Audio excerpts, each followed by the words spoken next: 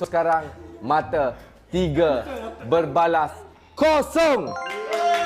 Dan ini bermakna untuk Clever Partnership dimenangi oleh Fighter!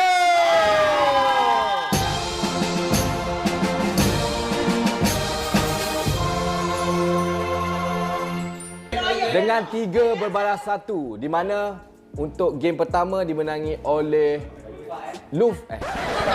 Lufael 5-0. Engkau tak rasuk duduk kat sini.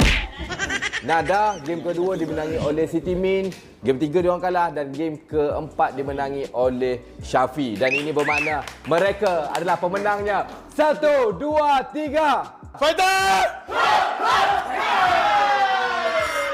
Tapi apapun, kita teruskan pertandingan kita. Ni kau nak ambil.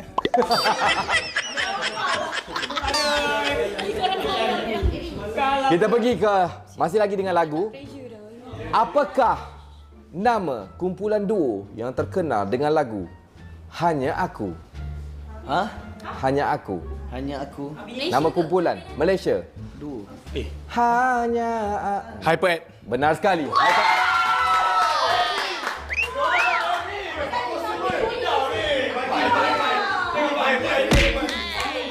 Satu pakai tudung sekolah, satu macam cikgu. Bangga bodoh. Sumpah bangga. Pikan lah kalah.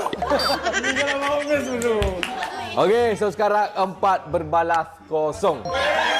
Adakah Rizan akan bersama dengan tim Bopip Lufa? Okey, jadi jom kita tengok soalan terakhir. Tolong jadi 4-1, jangan jadi 5-0. Apakah program realiti nyanyian untuk kanak-kanak yang popular di Malaysia di channel 611 Astro? Cari Popstar. Benar sekali. Lihatlah aku jadi popstar. Popstar. Aku faham perasaan Bulan. Aku faham banget. Aku faham. Lihatlah aku jadi popstar. Popstar.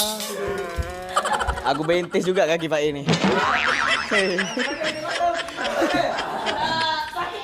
Okey, tolong interview jap, Interview.